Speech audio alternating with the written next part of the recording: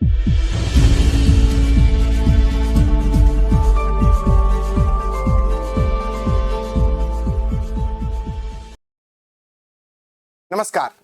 मैं मयंक मिश्रा स्वागत करता हूं आपके अपने YouTube चैनल पे। पिछले लेक्चर में हम लोगों ने समझा था कि फ्यूल के सिद्धांत क्या हैं। शास्त्रीय सिद्धांतों में फ्यूल बहुत महत्वपूर्ण भूमिका रखते हैं और फ्यूल ने 14 सिद्धांत दिए हैं।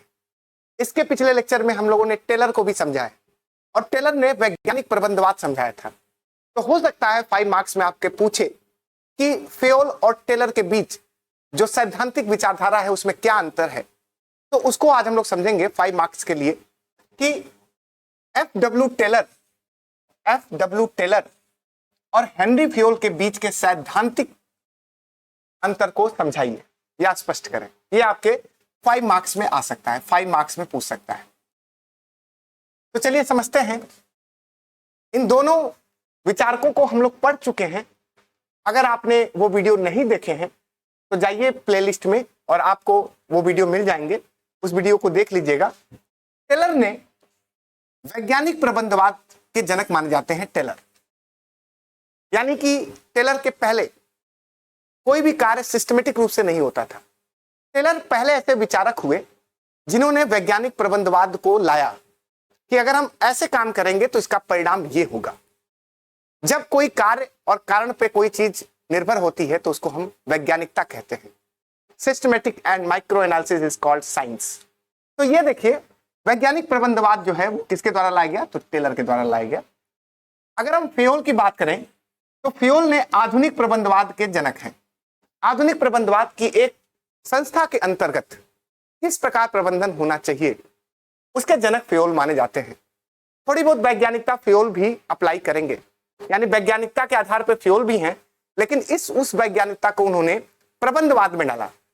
यानी कि एक पद सोपान होगा, उस पद सोपान में हम किस प्रकार प्रबंधन करेंगे कि हमारी उत्पादकता है जो है बढ़ेगी। तो अगर दोनों को देखा जाए तो ये वैज्ञानिक प्रबंधवाद के जनक हैं और ये फ्यूल आधुनिक प्रबंधवाद के जनक हैं। शास्त्रीय विचारक हैं फ्यूल। इनका सिद्धांत प्रयोगों पर आधारित था। उस लेक्चर में आप जाएंगे अगर टेलर के, तो आप देखेंगे कि टेलर ने बहुत सारे प्रयोग किए और उन प्रयोगों के आधार पर टेलर ने अपना सिद्धांत बनाया। और वैज्ञानिकता कहती भी यही है कि हम ऐसे किसी को न मान लें, पहले उस पर प्रयोग करें और उन प्रयोगों के आधार पर ही अपना सिद्धांत बनाएं। तो टेलर का जो सिद्धांत है वो प्रयोगों पर आधारित था, जबकि फ्यूल ने स्वयं के अनुभव से अपना सिद्धांत विकसित किया। जो फ्यूल ने महसूस किया उसको ही उन्होंने अपना सिद्धांत बनाया। तो टेलर प्रयोग करते हैं फिर सिद्धांत बनाते हैं और फ्यूल अपने अनुभवों से सीखते हैं और फिर सिद्धांत बनाते हैं। तीसरा अगर अंतर देखें, इनका जोर निम्न स्तर के कर्मचारियों पर था। अगर आप टेलर के सिद्धांत को देखेंगे तो वो स्टाफ की बात करते हैं। जो निम्न स्तर के कर्मचारी हैं, जो मजदूर वर्ग कह सकते हैं हम, उनको हम कैसे क्या करें उनके साथ कि उत्पादन बढ़े। तो निम्न स्तर पर के कर्मचारियों पर जोर था टेलर का, जबकि फ्यूल इनका जोर शीर्ष स्तर के कर्मचारियों पर था। यानी कि जो डिसीजन मेकर हैं, जो ऊपर बैठे हुए हैं, ए, फिर उनके अधीनस्थ है बी, फिर उनके अधीनस्थ है सी, फिर उनके अधीनस्थ है डी। तो फ्यूल जो है वो शीर्ष कर्मचारियों को पर ध्यान देंगे जो कि डिसीजन मेकर हैं, जबकि टेलर जो है वो निम्न स्तर के कर्मचारियों पर अपना ध्यान देंगे। वैज्ञानिकता पे बहुत ज्यादा जोर है, जबकि फ्यूल जो है पद सोपान और प्रशासन पर जोर दिया। इन्होंने पद सोपान को माना कि ये इस तरह से पद सोपान होना चाहिए और उसमें प्रशासन कैसा होना चाहिए, आदेश की एकता होनी चाहिए, किस प्रकार हम नियंत्रण करें, यानी नियंत्रण का क्षेत्र कैसा हो। ये सारी बातें कौन कहेंगे? तो फ्यूल कहेंगे। साथ में अगर हम टेलर को देखें तो टेलर छोटे संगठनों पर, जो इनके सिद्धांत है वो छोटे संगठनों पर लागू हुए।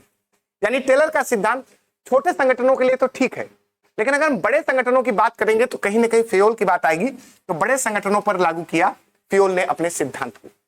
इस प्रकार हमने टेलर और फ्यूल के सैद्धांतिक अंतर को समझा। हो सकता है 5 नंबर पूछ ले, तो एक बार बस एक पॉइंटर के रूप में अपने दिमाग में इसको रखिएगा। चलिए, अगर हम फ्यूल के सिद्धांत की आलोचना करें तो देखो, आलोचना वही है, शास्त्रीय सिद्धांत की जो आलोचना है वही फ्यूल की भी आलोचना है। क्योंकि शास्त्रीय सिद्धांत में सबसे महत्वपूर्ण जो विचारक हैं वो है फ्योल। तो शास्त्रीय सिद्धांत की आलोचना कैसे की जाती है कि संगठन की संरचना पर अत्यधिक जोर दिया और संगठन को एक बंद इकाई की तरह माना। अब बंद इकाई का मतलब बाहरी दुनिया से बिल्कुल ही अलग कटा हुआ एक संगठन है, उसका बाहरी दुनिया से कोई लेना देना नहीं है। उस बाहरी दुनिया, उस संगठन के अंदर ही पद सोपान है, उस संगठन के अंदर ही आदेश की एकता है और बहुत सारे सिद्धांत हैं, यानी बाहरी दुनिया से संपर्क नहीं है। इसके साथ साथ मानवीय संबंधों पर जोर नहीं दिया। मनुष्य के साथ बहुत सारी समस्याएं होती हैं, उसके साथ सामाजिक समस्या भी है, आर्थिक समस्या भी है। तो फ्योल ने मनुष्य पर ध्यान नहीं दिया, संगठन पर ज्यादा ध्यान दिया। तो ये एक बहुत बड़ी भूल थी फ्योल की, जो आगे चल करके जिसके आधार पर मानववादी विचार आएगा, यानी मनुष्य को केंद्रित करके विचारधाराएं बनेंगी। तीसरा बात करें तो टेलर और फ्योल दोनों ही आर्थिक मानव की अवधारणा को माना। यानी कि आर्थिक मानव किसे कहेंगे कि पैसे दो प्रोडक्शन कराओ, पैसे दो प्रोडक्शन और ज्यादा होगा, पैसे दो प्रोडक्शन और ज्यादा होगा। यानी मनुष्य नहीं रह गया, उसकी कोई सामाजिक स्थिति नहीं रह गई है। सिर्फ कौन सी स्थिति हो गई है कि उसको पैसे दोगे तो प्रोडक्शन बढ़ेगा। तो दोनों जो है टेलर और फ्योल दोनों ही आर्थिक मानव की अवधारणा को मानते हैं, जिससे मनुष्य और मशीन में अंतर नहीं रह गया। यानी मनुष्य को भी एक मशीन की तरह ट्रीटमेंट दिया जाने लगा कि इसको पैसे दोगे तो ये कार्य करेगा, उत्पादन करेगा, लेकिन उसकी और इच्छाओं को ध्यान में नहीं रखा गया।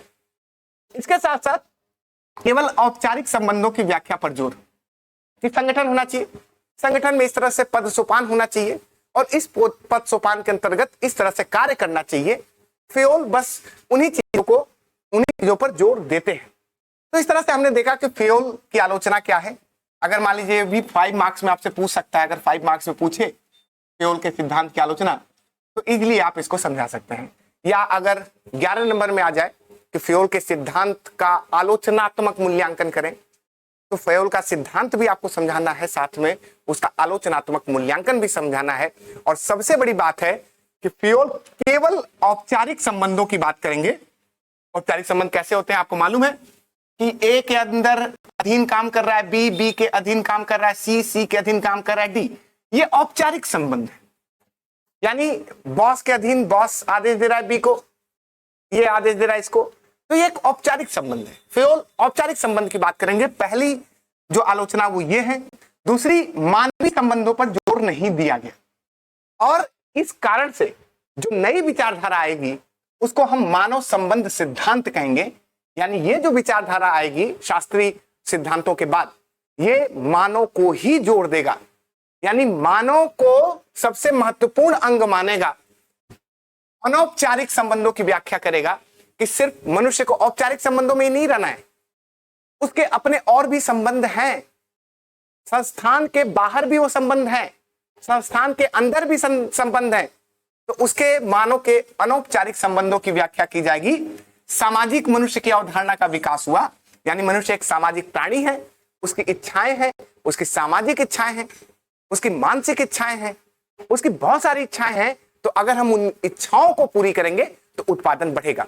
और इस सिद्धांत में जो प्रमुख विचारक होंगे वो होंगे एल्टन मेयो। ये थोड़ा ब्लर हो गया स्लाइड, लेकिन मुझे लग रहा है कि आप लोग को समझ में आ गया होगा। एल्टन मेयो प्रमुख विचारक होंगे मानव संबंध सिद्धांत के। तो इस तरीके से अगले लेक्चर में हम लोग एल्टन मेयो को समझेंगे। बने रहिए हमारे साथ आपके अपने चैनल पे। नमस्कार।